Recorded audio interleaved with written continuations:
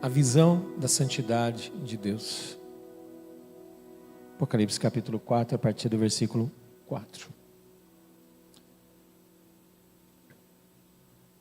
Para a gente pensar sobre a santidade de Deus nessa visão de João, a gente tem que lembrar que todas as pessoas descritas na palavra de Deus, que conseguiram ver, mesmo num rápido olhar, a santidade de Deus, elas foram incapazes de suportar a visão. Elas foram incapazes de suportar a visão, de tão aflitas que ficaram, diante da sua própria e acusadora impureza. Todos eles disseram que havia neles algo errado, quando eles olharam para a santidade de Deus. Por isso que Moisés, o grande líder, aquele que subiu no monte para receber as tábuas da lei das mãos do próprio Deus, ele escondeu o rosto, com medo de olhar para Deus. Como Isaías, que gritou, horrorizado, chorando a sua própria impureza e perdição, e disse: ai de mim, eu estou perdido, eu vou morrer.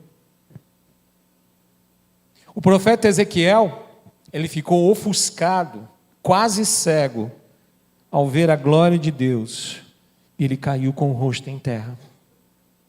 Daniel, profeta Daniel, um homem de intimidade com Deus, que orava 3 vezes ao dia, a Bíblia descreve que ele caiu como morto, diante da visão da glória de Deus. E sabe com quem também isso aconteceu? Com João. Lá no capítulo 1, que nós já passamos por ele, João capítulo 1, versículo 17, João está na terra no capítulo 1, e no capítulo 1, no verso 17, diz assim: quando o vi, caí a seus pés como morto.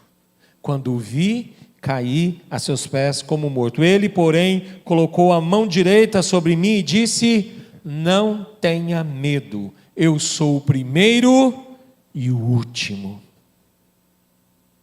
Todas essas reações que eu acabei de trazer para os irmãos tinham algo em comum. Todas essas reações tinham algo em comum. É que todas as pessoas envolvidas receberam uma visão da santidade de Deus a partir da terra. E a partir da terra, debaixo do sol, quando nós olhamos para a santidade de Deus, essa é a reação que nós teríamos também. A pergunta é: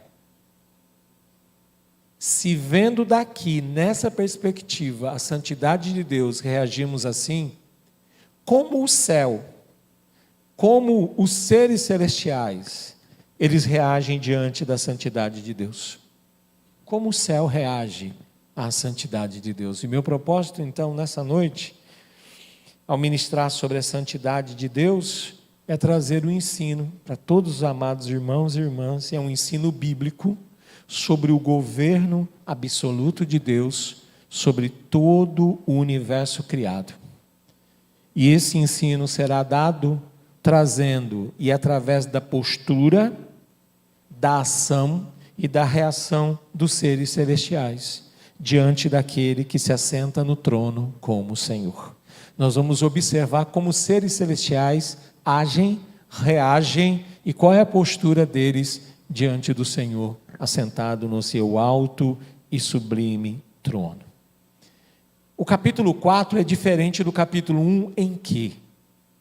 Irmãos, diferente de quando estava na terra, a visão que João teve agora no capítulo 4 é uma visão da santidade de Deus, mas ele foi, lembra, em espírito, ele foi levado ao céu, ele está tendo uma visão do céu. E essa é a diferença. E como ele está tendo uma visão do céu, isso permitiu que ele, João, observasse os seres celestiais mais próximos do trono de Deus, reagindo à sua santidade. Irmãos, que coisa maravilhosa que é a palavra do Senhor. Séculos antes dessa visão de João, um profeta chamado Micaías. Micaías, ele foi chamado para falar para dois reis que queriam uma palavra. Um queria uma palavra do Senhor, outro não queria nada. E ele teve uma visão dos céus. Lá no livro de 2 Crônicas 18, na nova versão atualizada, Micaías, ele descreve o céu dizendo assim, prosseguiu: portanto, ouçam a palavra do Senhor. Vi o Senhor assentado no seu trono. E quem estava junto do Senhor? E todo o exército do céu estava, como irmãos, à sua direita e à sua esquerda. Séculos depois, João está tendo a visão do trono de Deus sobre o Senhor assentado no trono. E ele percebeu algo. João percebeu que o ambiente celestial estava preenchido, inundado, encharcado pelo louvor e pela adoração. Se existia adoração, se existia louvor, a pergunta é: o que os seres celestiais estavam oferecendo a Deus quando João teve essa visão? E a própria palavra em Apocalipse responde: eles estavam oferecendo a glória, a honra, ações de graças dedicadas ao Deus vivo, eterno e soberano. E como eles estavam fazendo isso? Eles estavam fazendo isso de 4 maneiras. Eu quero convidar você agora, junto comigo, em Apocalipse capítulo 4, nós observamos cada uma das maneiras que os seres celestiais estavam oferecendo glória, honra e ações de graças ao Senhor que se assenta num alto e sublime trono. A primeira coisa que eles estavam fazendo, e como eles estavam fazendo, perceba Apocalipse capítulo 4, versículo 4, diz assim a palavra do Senhor: ao redor do trono, guarde essas indicações, são indicações de posicionamento. Ao redor do trono havia também 24 tronos, e nele estavam sentados 24 anciãos, vestidos de branco e com coroas de ouro na cabeça. O que os seres celestiais estavam fazendo? O que eles estavam oferecendo a Deus? Você vai perceber, guarde essa informação, porque eles vão voltar lá, ali no finalzinho do capítulo. Irmãos, eles estavam oferecendo um serviço fiel a Deus. Como que a gente pode chegar a esta conclusão? Muitos comentaristas bíblicos perguntam assim: quem são esses anciãos? Por que o número 24? Então, tem muitas respostas. Algumas pessoas oferecem, e comentaristas e intérpretes das Escrituras, eles podem dizer o seguinte: olha, 12 deles representam as 12 tribos de Israel, e os outros 12 vão representar os 12 apóstolos do Cordeiro. Porém, a palavra anciãos, e todos dizem, esses que representam os Israel e representam a igreja, eles são anjos. Então nós temos anjos sentados nos tronos, ao lado do trono de Deus. Porém, entretanto, contudo, mas, todavia, a palavra anciãos nunca foi usada nas Escrituras para falar de anjos. A palavra anciãos aqui também é a palavra presbíteros. Ela nunca foi usada para falar de anjos. Porém, tem algumas indicações aqui que podem nos dizer, talvez, quem sejam essas pessoas. Os anciãos, eles estavam ao redor do trono. E a Bíblia diz que eles estavam portando coroas. E as coroas, a Bíblia ensina que coroas na Bíblia são símbolo de recompensa. Símbolo de recompensa pelo quê? Pelo serviço fiel prestado a Deus. Sabe qual é o texto mais conhecido e você conhece? Eu vou começar a citar, você vai conhecer, que eles vão colocar. Mas 2 Timóteo 2:4, versículos 7 e 8. Paulo disse assim no final da vida dele: combati o bom combate, completei a carreira, guardei a fé. Perceba o versículo 8 agora. O que ele diz lá, como apóstolo do Senhor, ele diz: desde agora me está guardada a coroa da justiça, que o Senhor, reto juiz me dará naquele dia, e não somente a mim, mas também a todos os que amam a sua vinda.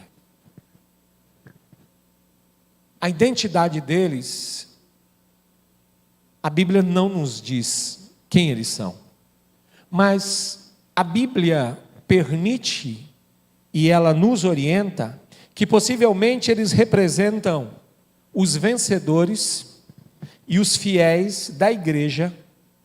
E por que eles podem representar os vencedores e fiéis da igreja? Porque nos capítulos 2 e 3, para cada uma das 7 igrejas que o Senhor mandou uma mensagem, Ele fez uma promessa. E dentre essas promessas que o Senhor fez lá, tem 3 que eu quero destacar. Ele prometeu a coroa. Para Esmirna, Ele diz: ser fiel até a morte, eu te darei a coroa da vida. Prometeu coroa ou não prometeu? Prometeu. Para as igrejas Ele prometeu também vestes brancas. Ele diz: olha, existem em Sardes aqueles que não se contaminaram, e eles andarão de vestes brancas comigo. E Ele também disse que ao vencedor se assentaria ao lado dele no trono, juntamente com ele. E nós temos agora 24 tronos ao lado do grande trono, do trono do nosso Deus, o trono onde se assenta o Senhor, onde se assenta Jesus Cristo. Então, a primeira coisa que nós temos que pensar, que esses seres estavam lá, são seres celestiais, eles estavam lá, eles estão representando esses vencedores, é uma das opções, e agora eles estão lá porque eles prestaram um serviço fiel a Deus, eles estão lá para representar todo aquele que venceu e foi fiel a Deus ao longo dessa vida. Primeira forma então de louvor, primeira forma de entregar isso e reagir diante da santidade de Deus é prestar um serviço fiel a Deus, ao Senhor, Deus Todo-Poderoso. Qual é a segunda forma que os seres celestiais estavam reagindo diante da santidade de Deus? Queridos, eles estavam reconhecendo o poder e a autoridade de Deus para julgar. Só para que você se conecte com o livro de Apocalipse, nós temos a partir do capítulo 6 os julgamentos que nós cremos que virão ainda sobre esta terra. Por isso que nós temos uma escola de interpretação das Escrituras, uma escola que nós herdamos, né? E nós herdamos principalmente da reforma, a ideia de nós temos que, com as Escrituras, nós a interpretamos de forma literal. A literalidade do texto. Nós usamos um método chamado histórico-gramatical. Nós olhamos para a gramática do texto, para a construção do texto e também para a história. Então é histórico-gramatical. E por causa disso nós cremos que o capítulo 6 e tudo isso está no futuro, ainda não aconteceu sobre essa terra. É por isso que agora eles estão, os seres, reconhecendo o poder e a autoridade de Deus para julgar, porque está preparando todos nós para quando chegar o julgamento de Deus, a gente possa saber que Deus é poderoso, Ele tem autoridade para fazer o que Ele está fazendo. Venha comigo no versículo 5, Apocalipse capítulo 4, versículo 5. A Bíblia diz assim: do trono saíam relâmpagos, vozes e trovões, e diante do trono estavam acesas 7 tochas de fogo, que são os 7 Espíritos de Deus.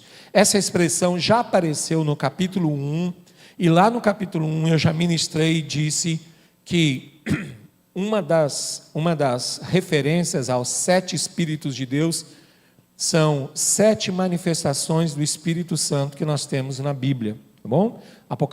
Isaías capítulo 11 nos conta que o Espírito Santo se manifesta de 7 formas diferentes. Mas nessa noite eu quero trazer algo mais, uma luz para nós pensarmos quem são esses. O importante aqui é nós entendermos que o Senhor Deus, Ele controlará o julgamento que será derramado sobre a terra e sobre os seus habitantes. O que nos diferencia na hora de interpretar é se você crê se você acredita que a igreja estará aqui para passar por todos esses julgamentos. Então, deixando de uma forma muito clara e honesta com todos, nós não ensinamos assim e nem cremos assim. Nós cremos que a igreja será tirada dessa terra antes que venha o julgamento. Porque a palavra de Deus diz que é para julgar os que habitam sobre a terra e o Senhor fez uma promessa. Uma das promessas que Jesus fez para as igrejas é: eu te livrarei da hora da provação que há de vir sobre a terra. E nós cremos na promessa do Senhor, como eu disse, na literalidade do texto. O importante é você saber que quem está no comando, quem está controlando todo esse julgamento que será derramado sobre a terra e seus habitantes, é o Senhor Deus, aquele que está sentado no trono. E os 7 espíritos? Possivelmente, os 7 espíritos, e quando eu digo possivelmente, irmãos, é porque nós temos essa posição bíblica até que o Senhor nos dê uma luz maior. Até que nós ganhemos mais conhecimento e possamos avançar, possivelmente, os 7 espíritos representem 7 anjos que estão a serviço de Deus. 7 anjos a serviço de Deus. E o que diz lá dos 7 espíritos? Eu vou ler de novo para os irmãos. Do trono saíam relâmpagos, vozes e trovões, e diante do trono estavam acesas 7 tochas de fogo, que são os 7 Espíritos de Deus. Por que nós podemos pensar que se trata de 7 anjos? Porque tem o Salmo 104. O Salmo 104 no versículo 4, o Salmo 104 no versículo 4, e nessa versão ACF, Almeida, Corrigida e Fiel, diz assim: que o Senhor faz dos seus anjos espíritos, dos seus ministros um fogo abrasador. E qual será a função desses 7 anjos? O próprio livro de Apocalipse nos diz que eles derramarão o juízo de Deus sobre a terra. Abra sua Bíblia em Apocalipse capítulo 15, nos versos 6 e 7. Apocalipse 15, versículos 6 e 7. Perceba que eles estão aqui, no livro de Apocalipse. O verso 6 diz o seguinte: e os 7 anjos que tinham 7 flagelos saíram do santuário, vestidos de linho puro e resplandecente, e cingidos à altura do peito com cintos de ouro. Então, um dos 4 seres viventes deu aos 7 anjos 7 taças de ouro cheias da ira de Deus, que vive para todo o sempre. Nós temos então seres celestiais servindo fielmente a Deus, prestando um serviço fiel a Ele. Nós temos agora seres celestiais que estão reconhecendo que Deus tem a autoridade e o poder para julgar toda a terra. Terceira manifestação de como eles estão entregando e oferecendo o louvor, a glória e as ações de graças ao Senhor. A partir do verso 6, irmãos, de Apocalipse 4, até o verso 8, nós vamos ver os seres celestiais dedicando constante adoração à santidade de Deus. Olha como que descreve o texto. Diante do trono, havia algo como um mar de vidro, semelhante ao cristal. Então, o que é essa ideia de um mar de vidro? Vamos imaginar como se fosse agora um piso, todo de vidro, mas de cristal. É o que ele está vendo diante do trono.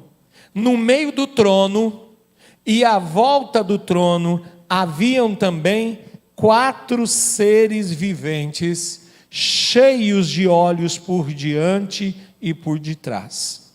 Perceba a descrição dos seres viventes. O primeiro ser vivente era semelhante a um leão. O segundo era semelhante a um novilho, ou, dependendo da versão, um bezerro. O terceiro tinha um rosto semelhante ao de ser humano. E o quarto ser vivente era semelhante à águia quando está voando. E os 4 seres viventes, tendo cada um deles, e você vai lembrar de algo agora, respectivamente, eles tinham 6 asas. Onde você já leu isso nas Escrituras? seres que estão diante do trono e têm 6 asas.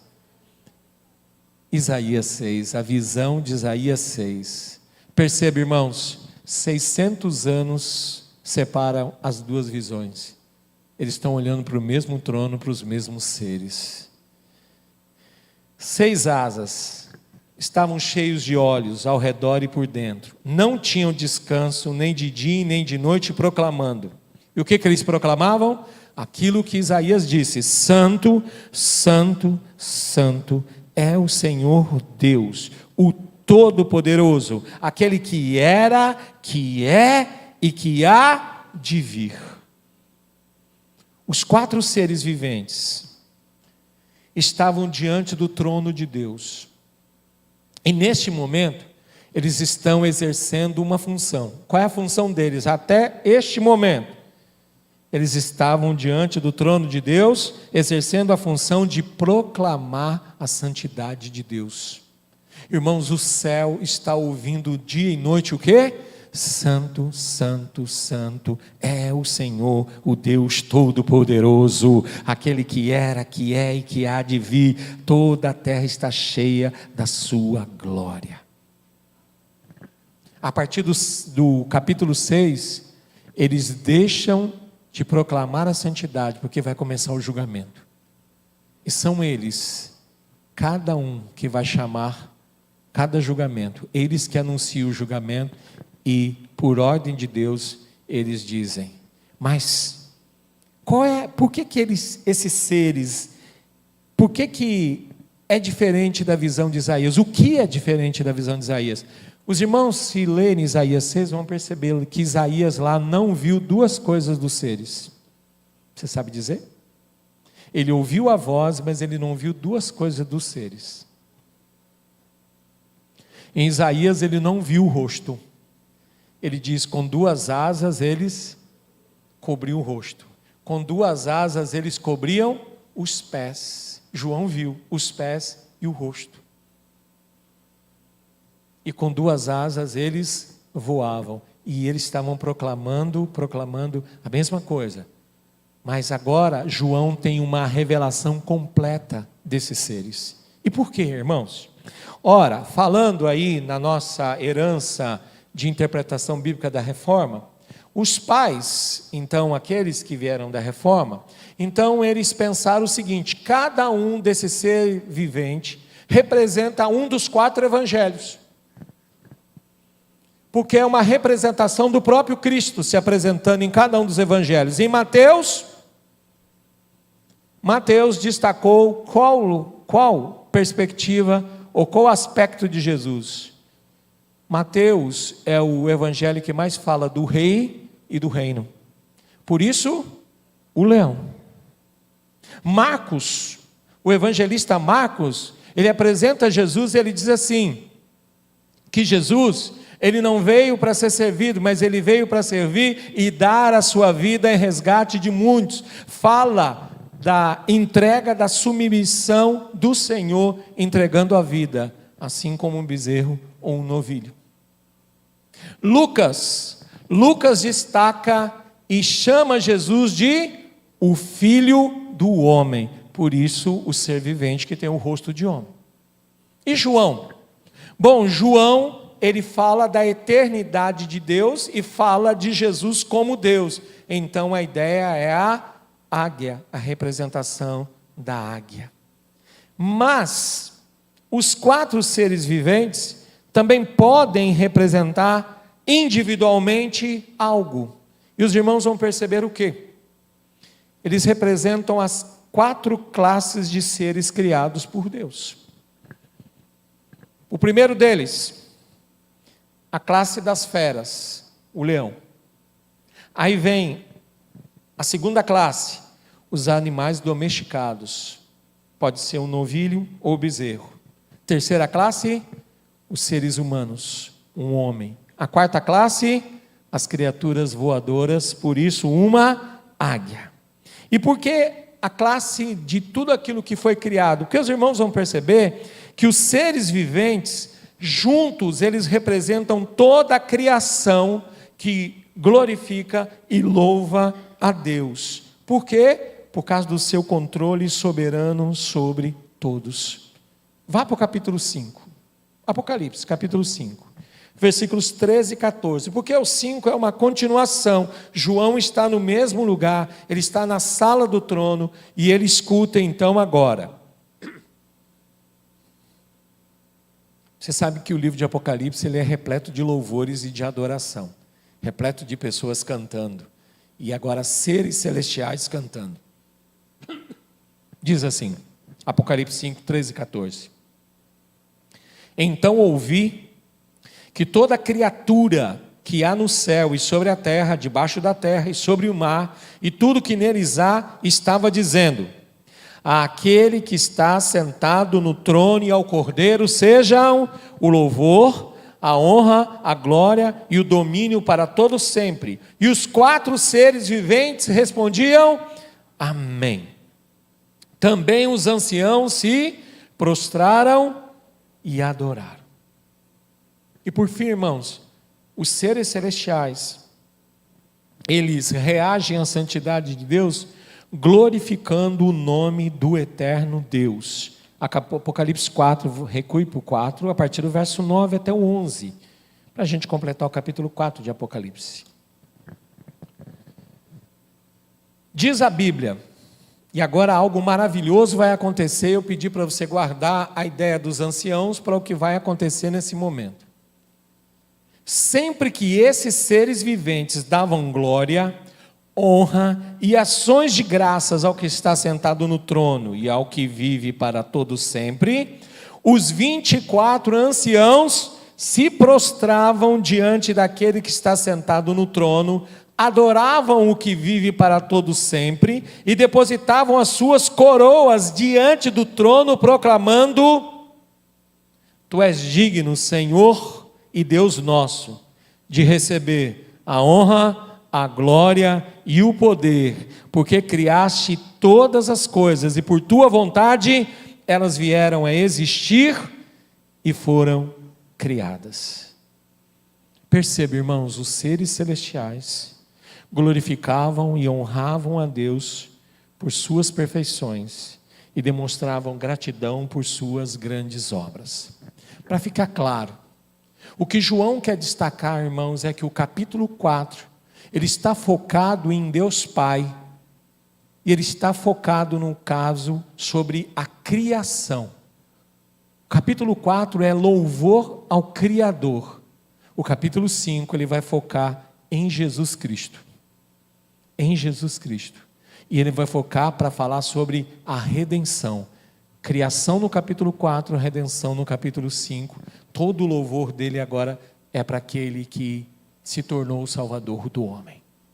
Então, como nós podemos fechar nessa noite esses pensamentos e tudo aquilo que nós aprendemos no livro de Apocalipse? Como eu disse, a visão que foi dada a João permitiu que ele entendesse isso, a postura, as ações, as reações dos seres celestiais diante da santidade absoluta de Deus. Ele pôde perceber a soberania de Deus, o poder de Deus, a eternidade de Deus. Ele percebeu que os seres celestiais estavam oferecendo a Deus glória, honra, ações de graças, e elas eram dedicadas a um Deus vivo, a um Deus eterno, a um Deus que é soberano, e eles estavam fazendo isso fielmente. Você sabe o que nós percebemos na leitura, irmãos, do capítulo 4? Que as criaturas mais próximas de Deus, mais próximas do trono de Deus, se curvam continuamente em sua presença santa, com dedicação. Seres celestiais que estão se curvando diante da santidade de Deus. E nós? O que nós estamos fazendo diante da santidade de Deus? Porque nós, irmãos, nós somos o povo de Deus.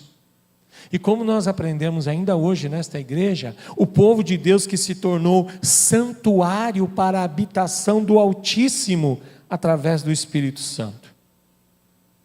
Se somos o povo de Deus e somos santuário de Deus, eu e você, nós nunca deveríamos esquecer que nós andamos na presença do Senhor sempre. Você não está na presença do Senhor somente sentado aqui neste lugar.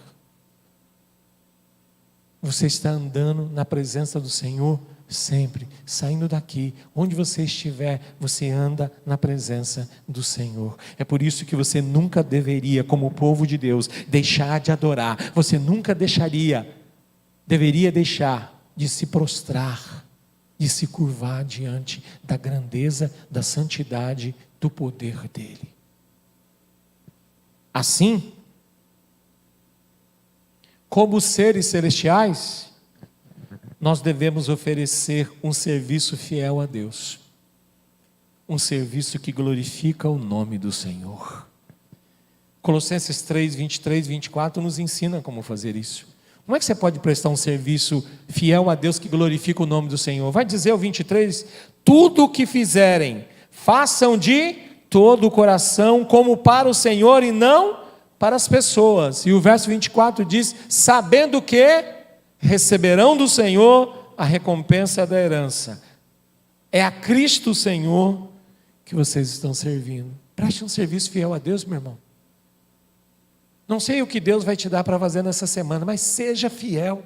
Preste um serviço de qualidade a Deus. Sirva a Deus com fidelidade. Faça tudo como para o Senhor.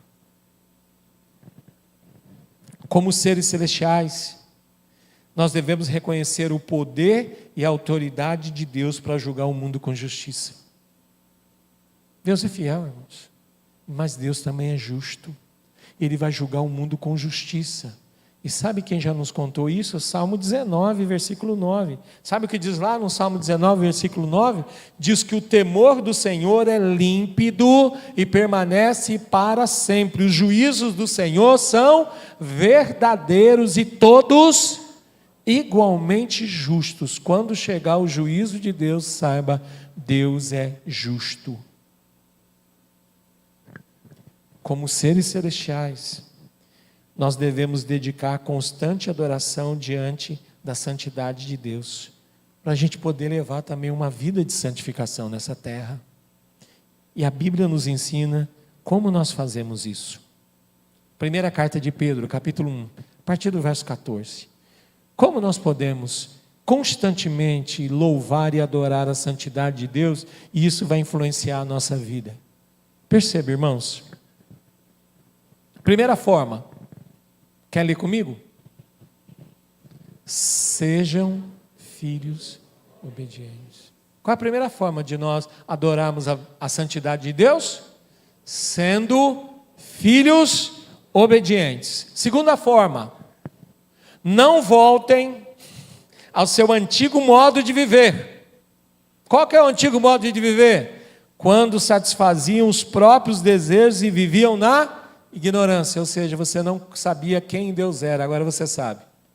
Sabendo que quem Deus é, e você é filho de Deus, viva como filho de Deus e seja obediente. Não queira voltar ao seu antigo modo de viver. Mas tem mais. 15. Agora, porém, sejam santos em tudo que fizerem, sejam pessoas separadas para Deus e por Deus, como é santo aquele que o chamou. Pois as Escrituras dizem, sejam santos porque eu sou santo. Sabe uma forma muito tranquila de dizer isso, meu irmão? Seja diferente do mundo. Aja de forma diferente. Aja de forma diferente. Seja separado do sistema. Aja de forma diferente. Amanhã, como é que você vai agir de forma diferente? Quando alguém tentar te ofender, você vai fazer o quê? Você vai fazer o quê? Quando alguém tentar te ofender, o que você vai fazer?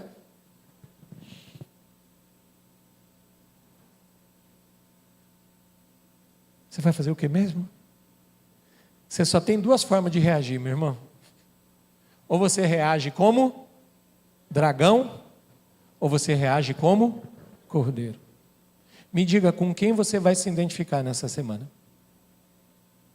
Porque se você reagir como dragão, com quem você está se identificando? Com o dragão. Sabe como é que dragão reage? Dragão cospe fogo. Dragão é pesado, ele pisa quem está na frente dele. Dragão tem uma cauda, e com a cauda ele bate, ele rasga, ele arrasta, mas você vai estar se identificando com ele. Nós não somos do dragão, nós somos o povo do Cordeiro, amém, irmãos? Agora o Cordeiro, a Bíblia diz que o fruto que vem do alto é pacífico, sabe? Aí todo mundo diz, mas eu vou ser um cordeirinho, meu irmão. Aguarde o capítulo 6, quando a Bíblia falar o seguinte: quando vai abrir o céu e os homens da terra vão se esconder, sabe o que eles vão dizer? Caia sobre nós as pedras e nos esconda da ira do Cordeiro, daquele que se assenta no trono. Quando o Cordeiro se irá, ninguém vai poder suportar ficar na presença dele, e ele vai se irar contra todo o pecado, toda impiedade, toda injustiça dessa terra. O Senhor vai julgar, o Senhor trará a julgamento. Por fim, irmãos, como seres celestiais, da mesma forma que eles, nós devemos ser gratos a Deus para desfrutar da sua presença. E agora eu quero convidá-los para finalizar com o texto, Hebreus 12. O Ministério de Louvor depois voltará após a bênção e para nos conduzir na canção final dessa noite. Hebreus 12, a partir do versículo 22. Aqui é o nosso momento que nós percebemos com antecedência a nossa chegada. Diz assim, a descrição do autor de Hebreus, que é um texto messiânico, diz assim, 22 a 24, mas tendes chegado ao monte Sião e à cidade do Deus vivo. Qual é ela? A Jerusalém celestial, e a incontáveis hostes de anjos e a universal assembleia. Qual é a universal assembleia? A igreja dos primogênitos arrolados nos céus, e a Deus, o juiz de todos, e aos espíritos dos justos aperfeiçoados. E a quem mais, irmãos? E a Jesus, o mediador da nova aliança, e ao sangue da aspersão, que fala coisas superiores ao que fala o próprio Abel. Esse é o momento que o autor viu que todos nós estaremos na santa e bendita presença do Senhor. Mas perceba, fala de pessoas cujos nomes estão listados nos céus. Você sabe como é que o seu nome pode ser listado no céu? Como é que o seu nome pode ser listado? Ontem à noite, o Ministério de Integração teve uma reunião. Aí nós tivemos uma reunião num condomínio. Não é condomínio de ninguém, da equipe. Mas o que aconteceu? Para poder entrar, o que nós precisamos? A pessoa que fez a reserva, pegou o nome de todo mundo e colocou numa lista. Então, cada pessoa que chegava na portaria, ele perguntava o quê? Nome. E olhava para onde? Para a lista. Se o nome estivesse na lista, os portões se abriram e nós entramos. Mas se o meu nome não estivesse na lista, eu entraria lá? Não. Como é que você imagina a sua chegada no céu? Como é que você imagina a sua chegada no céu? Você imagina a sua chegada no céu como uma brincadeira, que todo mundo no final, Deus abre os portões e diz, entra quem quiser. Não, não foi para isso que Jesus veio a essa terra. Jesus veio a essa terra para morrer por mim e por você. Jesus veio a essa terra para se entregar por nós.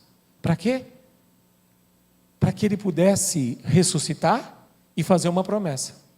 E a promessa que ele fez foi, na casa do meu pai há muitas moradas.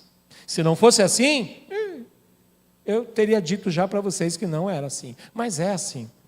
Eu vou preparar lugar, e quando estiver pronto eu voltarei e os buscarei para que vocês estejam comigo. Evangelho de João, capítulo 14.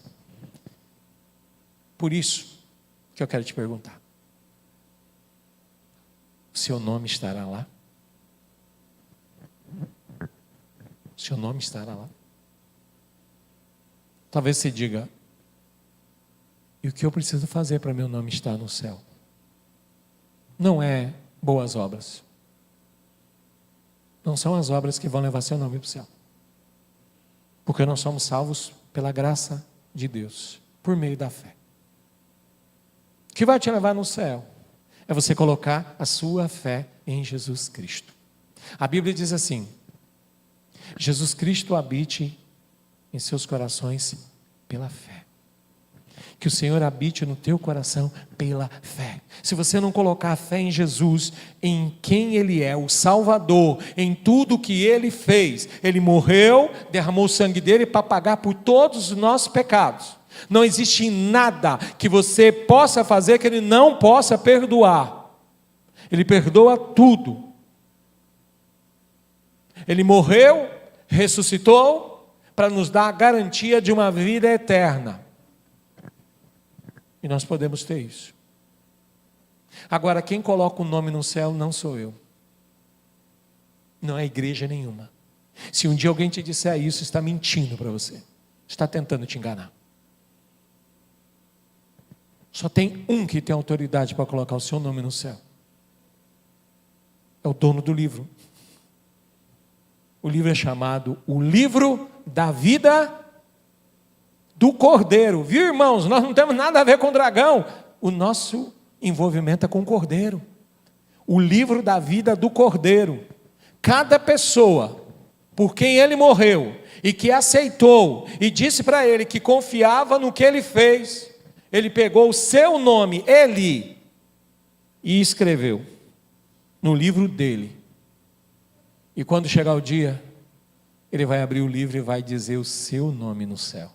E todo o céu vai ouvir o seu nome. O seu nome. Não porque nós somos melhores do que qualquer outra pessoa, pelo contrário. Porque nós éramos os piores. Nós não somos salvos por sermos os melhores, mas sim porque éramos os piores, dos piores. Mas Deus provou o amor dele quando Cristo morreu por nós, quando nós éramos muito pecadores. Muito pecadores. Por isso, nessa noite, convido você a refletir o que vai acontecer quando você chegar no céu. Vai se abrir o portão? Ou você vai ouvir: o seu nome não está aqui. Sabe qual é a grande tristeza nessa notícia? É que não tem reversão do quadro. Não dá para voltar atrás. Não dá para pedir para o Senhor te enviar de volta para que você então tome uma decisão. Lá a sua condição não muda. A sua decisão é feita enquanto você está nessa terra. Pense nisso. Que o Senhor possa nessa noite fazer com que a luz do Evangelho brilhe sobre a sua mente. Que todas as trevas sejam dissipadas no nome de Jesus. Que aquilo que está encobrindo a luz do Evangelho nessa noite possa ser retirado da sua vida. E você tenha clareza na sua mente. Clareza em tudo. Queridos, o Ministério de Louvor virá. Nós vamos nos despedir, trazendo a bênção do Senhor e trazendo também o último louvor.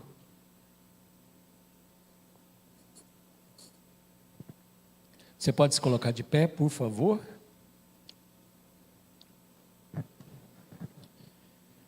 Agora eu vou pedir que você abrace uma pessoa aí. Abrace alguém. Abraça uma pessoa. Calma lá. Não solta o abraço ainda não. Agora você vai repetindo para essa pessoa. Diga o seguinte: o Senhor te abençoe e te guarde. O seu rosto sobre ti e tenha misericórdia de ti. o Senhor sobre ti levante o seu rosto e te dê shalom, shalom, shalom. A doce paz do Senhor esteja sobre a tua vida, a tua casa, teu trabalho, os teus negócios nessa semana, cuidados pelo Senhor. Shalom é paz, mas é também salvação. Shalom é cura, shalom é restauração. Shalom é tudo isso. Que o shalom de Deus esteja sobre a sua vida. Tenha uma excelente semana na presença do Senhor.